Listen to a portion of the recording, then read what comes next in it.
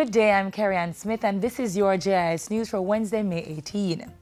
The increase in special consumption tax SCT on petrol should not cause a high inflationary reaction in the economy.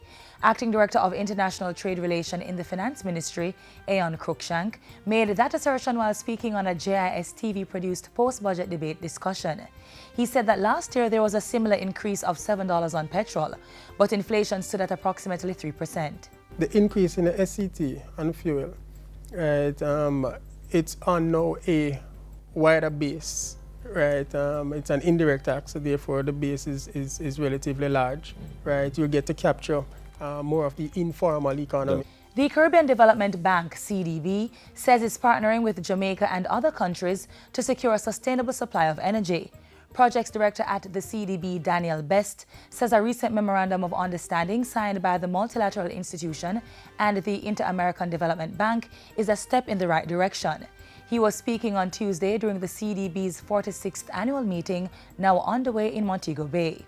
The MOU, which was signed earlier this month, seeks to increase energy security, reduce energy vulnerability, and promote renewable energy, energy efficiency, and low-carbon technologies in the region. The MOU allows our institutions to collaborate not just on national and regional projects to promote renewable energy, energy efficiency, and low-carbon technologies in the region, but also on a potential energy co-financing facility for Caribbean sustainability.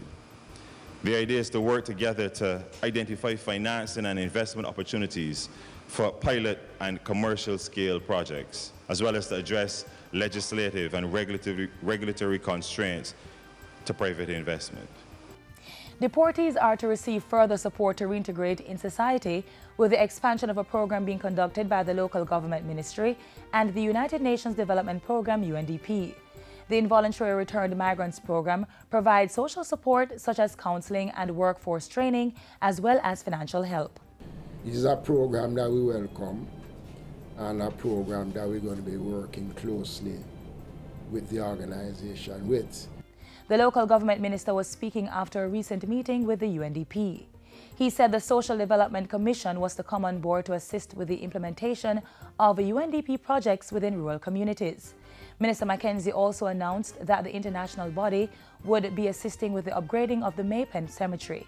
I put it on the table and it got some traction about improving the Maypen Cemetery. It is an historical landmark, not just in Jamaica, but in this part of the world. Health Minister Dr. Christopher Tufton says discussions are to begin with stakeholders to arrive at amicable solutions to the challenges within the health sector. Look out for us looking at how do we find ways to improve financing of certain services, and we're looking at a national health insurance scheme, for example. Dr. Tufton was addressing the recent launch of Nurses Week. He insisted that the move towards universal health coverage was an imperative, so the issues of financing the system had to be addressed. In other words, no Jamaican who is in a state that requires health care should be denied that care by virtue of not being able to afford it. And finally, all systems are set for Labor Day activities next Monday, May 23. Senior Advisor to the Minister of Culture, Gender, Entertainment and Sport, Lenford Salmon, made the disclosure at a JIS think tank on Tuesday.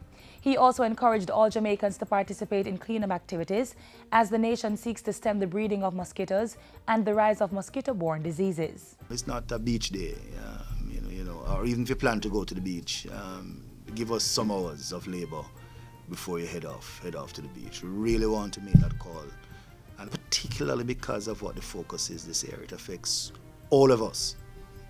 Every single one of us is susceptible. So let us make our own contribution, put in our own effort for this cleanup campaign. This year's national project involves eradicating mosquito breeding sites in the Portmore communities of Gregory Park, Washington Mews and Christian Penn. A free Labor Day concert to close off the day will be held at the Emancipation Park from 8 p.m. to 10 p.m.